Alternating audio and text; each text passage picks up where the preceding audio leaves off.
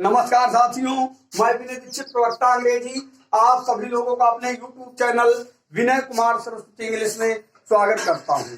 अधिकतर बच्चों का और विद्यार्थियों का मन था कि हम टेंस में कुछ वीडियोस लेकर आए, तो हमने आज से उपयुक्त समझा कि टेंस में हम वीडियो अपलोड करना चालू कर दी। लेकिन एक चीज और आप लोगों से बताना चाहूंगा, इसके लिए आवश्यक है सभी टेंस को पढ़ने के पहले कि सरफेस लेवल से हमारे दिमाग में टेंस की पहचान और उसकी सहायक क्रिया जरूर से जरूर होनी चाहिए। अगर हमें मान लीजिए मोटा मोटा प्रोफार्मा अगर पता है टेंस के बारे में, तो हम आगे उसको उसको रट करके या समझ करके आगे हम लॉन्ग एक्सपैंडिंग कंडीशन को जन्म दे सकते हैं टेंस में। ठीक है, अब हम देखेंगे पहचान।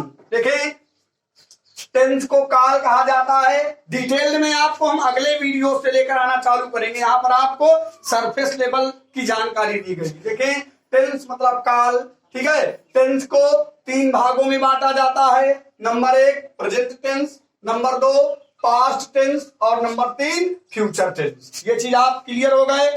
और एक बात समझ लीजिए कि इन तीनों टेंस के एक टेंस के 4 भाग होते हैं। जैसे आप इसको प्रेजेंट टेंस का पहला भाग कहेंगे present indefinite tense, present tense का दूसरा भाग प्रेजेंट कंटीन्यूअस, प्रेजेंट टेंस का तीसरा भाग present perfect tense, present tense का चौथा भाग प्रेजेंट परफेक्ट कंटीन्यूअस टेंस। इसी तरह पास्ट टेंस का पहला भाग पास्ट इंडेफिनिट टेंस, दूसरा भाग पास्ट कंटीन्यूअस टेंस, तीसरा भाग पास्ट परफेक्ट टेंस और चौथा भाग पास्ट परफेक्ट कंटीन्यूअस टेंस। इसी प्रकार फ्यूचर का पहला भाग फ्यूचर इंडेफिनिट, दूसरा भाग फ्यूचर कंटीन्यूअस, तीसरा भाग फ्यूचर परफेक्ट टेंस, चौथा भाग फ्यूचर परफेक्ट कंटीन्यूअस टेंस।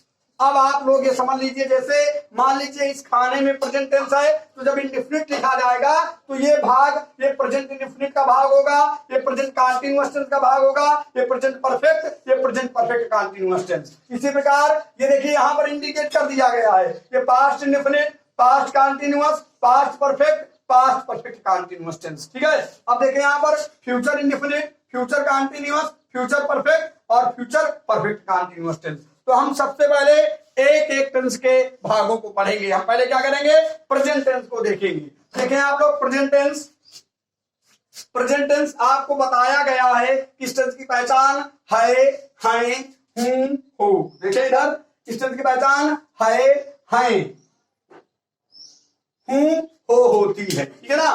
क्रियाएं इस टेंस में एक वचनकर्ताओं के साथ इज, बहुवचनकर्ताओं के साथ आर और आई के साथ एम का प्रयोग किया जाता है। किस टेंस में, प्रेजेंट टेंस में। अब देखिए प्रेजेंट टेंस का पहला भाग क्या है, प्रेजेंट इंडेफिनिट टेंस। तो पहचान क्या है, क्रियाओं के अंत में ता है, ते है, ती है, ता हूं आता है। लेकिन एक चीज ध्यान देंगे, होना क्रिया को छोड़कर, होना क्रिया के अंत में अगर ता है, ती है, ते आ रहा है, तो मतलब वह प्रेजेंट इंडेफिनिट टेंस का वाक्य नहीं है, वह प्रेजेंट टेंस का वाक्य है। होना क्रिया को छोड़कर। एक चीज और ध्यान देंगे, स्वीकारात्मक वाक्यों में क्रिया की पहली अवस्था, ये लिखा है बहुवचन, मतलब स्वीकारात्मक वाक्यों में बहुवचनकर्ताओं के साथ क्रिया की पहली अवस्था और उसके अंत में यस या ईएस, मतलब क्रिया की पहली अवस्था के अंत में यस या ईएस अर्थात एक वचनकर्ताओं के साथ। ठीक है, सहायक क्रियाओं के रूप में बहुवचनकर्ताओं के साथ डू और एक वचनकर्ताओं के साथ डच का प्रयोग करते हुए क्रिया की पहली अवस्था लगाई जाती है। देखो लिखा फर्स्ट फॉर्म। अब देखें प्रेजेंट टेंस का दूसरा भाग प्रेजेंट कंटीन्यूअस टेंस। पहचान रहा है, रहे हैं, रही है, रहा हूं जैसे शब्द आते हैं, किंतु वाक्यों में समय नहीं दिया होता। सहायक क्रियाएं कौन है, एक वचनकर्ताओं के साथ इज, आई के साथ एम और बहुवचनकर्ताओं के साथ आर का प्रयोग करते हुए क्रिया की पहली अवस्था के अंत में आईएनजी लगाया जाता है। आप लोगों के समझ में जरूर आ गया होगा। अब देखें प्रेजेंट टेंस का तीसरा भाग प्रेजेंट परफेक्ट टेंस, जिसकी पहचान होती है वाक्यों के अंत में होता है चुका है, चुके हैं, चुकी है, या है, ये हैं, या है, ये हैं। देखें ऐसे इसको कर दीजिए, या है, ये है, ई है, आ है जैसे शब्द आते हैं। सहायक क्रियाएं हैज, आप एक चीज समझ लीजिए, हैज मतलब एक वचनकर्ता,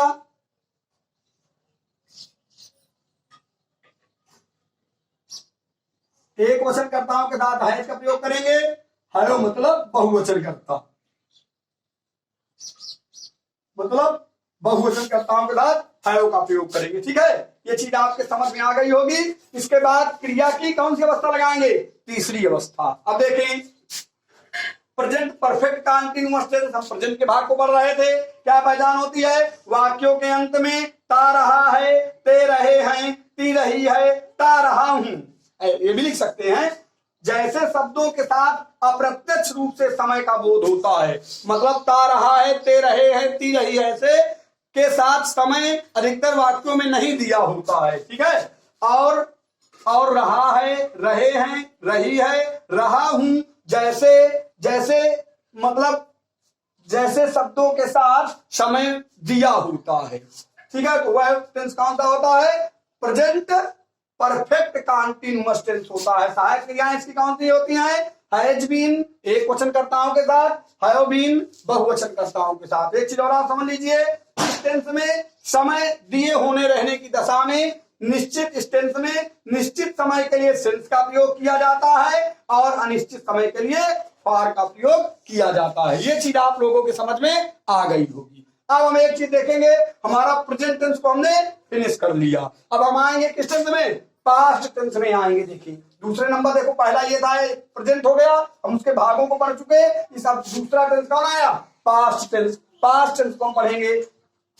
पास्ट टेंस की पहचान क्या है? था, थी, थे आदि आता है। ठीक है, क्रियाएं एक वचन कर्ताओं के साथ वाज और बहुवचन कर्ताओं के साथ वेयर का प्रयोग किया जाता है। एक बात और आप यहां पर समझ लीजिए, ठीक है, हम आगे बताएंगे इस चीज को। एक वचन कर्ताओं के साथ वाज और बहुवचन कर्ताओं के साथ वेयर का प्रयोग किया जाता है। अब पास्ट टेंस के हम पहले टेंस में जाएंगे, अर्थात इंडिफिनिट। पास्ट टेंस की इंडिफिनिट टेंस की पहचान देखेंगे, जब क्रियाओं के अंत में ता, था, ते, थे, ती, थी, या था, ये थे, ही थी, या ये, ई और आ, मतलब जब हिंदी वाक्यों में क्रियाओं के अंत में ता, था, ते, थे, ती, थी, या था, ये थे, ही थी, या ये, ई और आ जैसे शब्द आए तो वह वाक्य पास्ट इंडिफिनिट टेंस होता है। देखें, स्वीकारात्मक वाक्यों में सभी कर्ताओं के साथ क्रिया की सेकंड फॉर्म अर्थात दूसरी अवस्था लगाई जाती है। ठीक है, अब देखेंगे पास्ट टेंस की सहायक क्रिया। सहायक क्रिया इसमें कौन सी लगती है? डिड का प्रयोग किया जाता है सहायक क्रिया के रूप में, और क्रिया की पहली अवस्था का प्रयोग सहायक क्रिया के साथ किया जाता है। अब देखें, पास्ट टेंस का पास्ट इंडिफिनिट टेंस हम लोग पढ़ चुके। अब पास्ट कंटीन्यूअस टेंस में आएंगे। तो पास्ट कंटीन्यूअस टेंस की पहचान क्या है? रहा था, रहे थे, रही थी, लेकिन वाक्यों में समय नहीं दिया होता।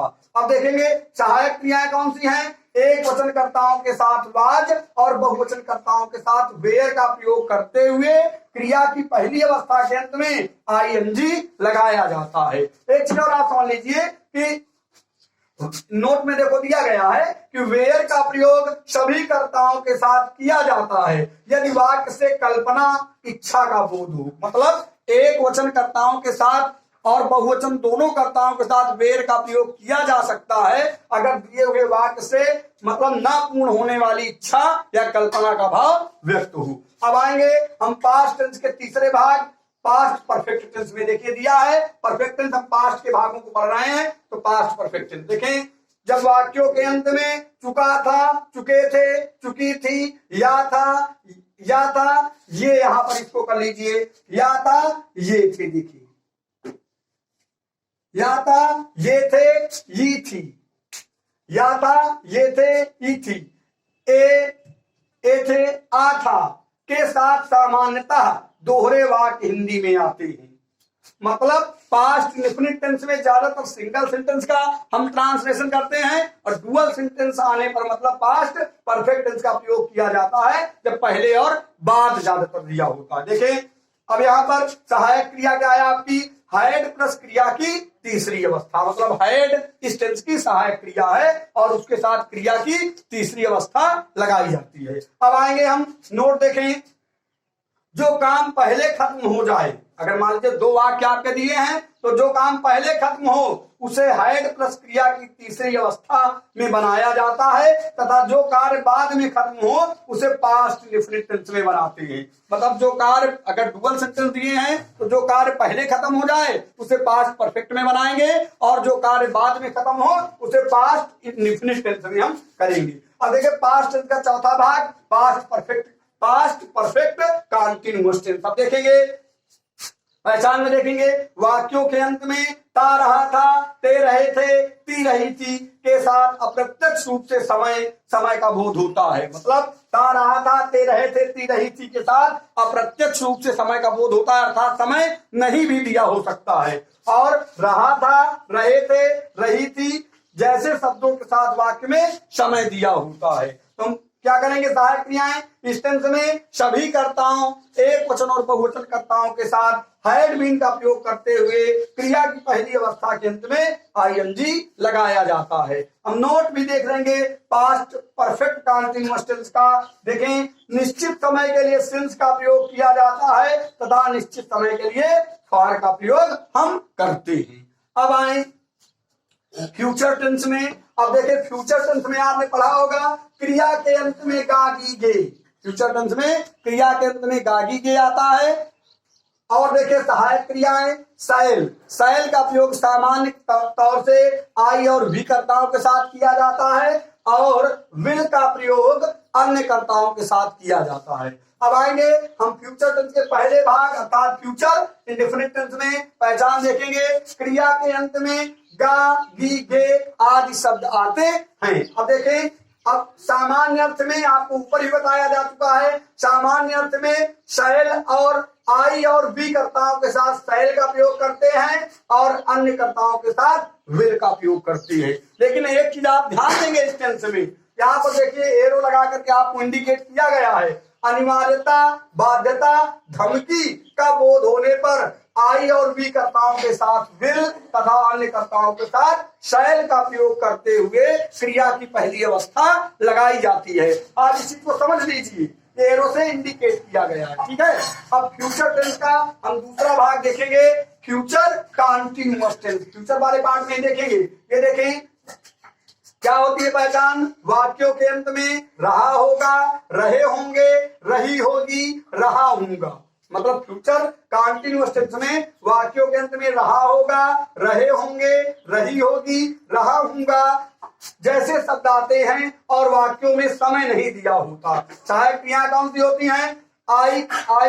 आई और बी कर्ताओं के साथ सामान्य अर्थ में शैल भी तथा अन्य कर्ताओं के साथ विल में का प्रयोग करते हुए क्रिया की पहली अवस्था के अंत में आईएनजी लगाया जाता है। अब देखिए फ्यूचर टेंस का कंटीन्यूअस हो गया। अब फ्यूचर परफेक्ट टेंस को हम लोग देखेंगे। तो फ्यूचर परफेक्ट टेंस ये आपका है, यहाँ आता है पहचान हिंदी वाक्यों के अंत में चुकेगा, चुकेंगे, चुकेगी, चुका होगा, चुके होंगे, चुकी होगी, चुकूंगा इस तरह के शब्द आते हैं। सहायक क्रियाएं शैल हैव, आई और बी कर्ताओं के साथ शैल हैव तथा अन्य कर्ताओं के साथ विल हैव का प्रयोग करते हुए क्रिया की तीसरी अवस्था लगाई जाती है, इंडिकेट किया गया है यहाँ पर। अब देखें नोट में यहाँ पर आपको बता दिया गया है कि दोहरे वाक्य दिए रहने पर अगर मान लीजिए फ्यूचर परफेक्ट टेंस में डबल सेंटेंस दिए हैं, दोहरे वाक्य दिए रहने पर पहले खत्म हुए वाक्य के साथ फ्यूचर परफेक्ट तथा बाद में खत्म होने के बाद प्रेजेंट इंडेफिनिट टेंस। मतलब जो कार्य डुअल सेंटेंस दिए रहने की दशा में जो कार्य पहले खत्म हो जाए उसे फ्यूचर परफेक्ट टेंस में करेंगे और जो कार्य बाद में खत्म हो उसे प्रेजेंट इंडेफिनिट टेंस में करेंगे। क्लियर है आप लोग? अब आएंगे फ्यूचर टेंस का चौथा भाग फ्यूचर परफेक्ट कंटीन्यूअस टेंस। इसको देखेंगे जब हिंदी वाक्यों के अंत में ता रहा होगा, ते रहे होंगे, ती रही होगी तथा ता रहा होगा तथा इसके साथ अप्रत्यक्ष रूप से समय का बोध हो।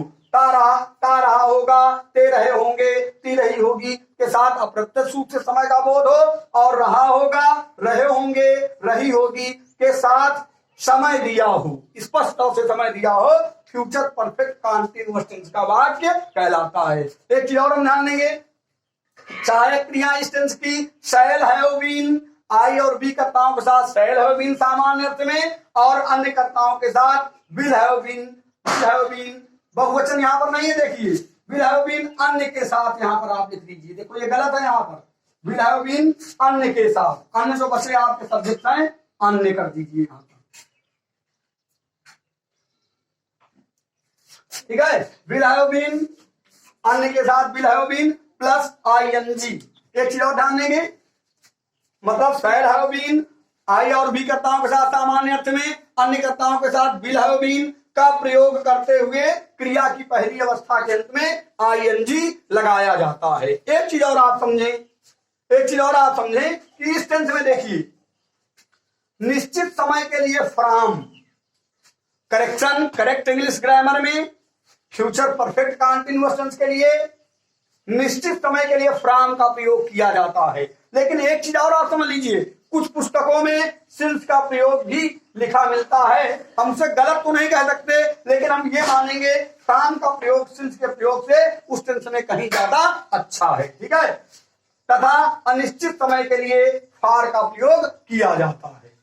ये चीज आप लोगों के समझ में आई होगी जो हमने बताया। और एक बात हम आप लोगों से जरूर बता दें, इस टेंस चार्ट को आप बाई हार्ट याद कर लीजिए। इसलिए आप अगर टेंस पढ़ेंगे तो टेंस चार्ट आपकी बहुत मदद करेगा। मोटे सरफेस तौर से वह आपको जानकारी देगा कि यानी स्पेशल इसी टेंस की पहचान क्या होती है। हमारा एक बात और हम बताएं, हम अपना पूरा प्रयास करेंगे कि टेंस के जो वीडियो हम अपलोड करेंगे थोड़ा हट करके वीडियो अपलोड किए जाएंगे।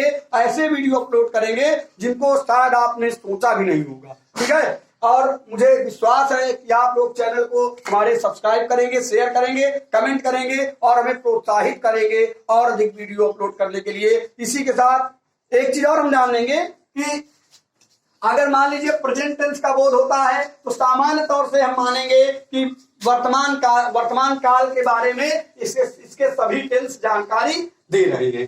अगर मान लीजिए पास्ट टेंस की बात होती है तो हम ये जानेंगे कि भूतकाल के बारे में इसके सभी टेंस जानकारी दे रहे हैं। अगर फ्यूचर टेंस का बोध होगा तो हम ये समझेंगे कि भविष्य काल के बारे में इसके सभी टेंस जानकारी दे रहे हैं, कुछ अपवादों एक्सेप्शंस को छोड़कर। संभवतः आप लोगों के हमारा वीडियो जरूर समझ में आया होगा और इसलिए इसको सब्सक्राइब करें, शेयर करें, कमेंट करें और हमें और अधिक प्रोत्साहित करें अधिक वीडियो अपलोड करने के लिए।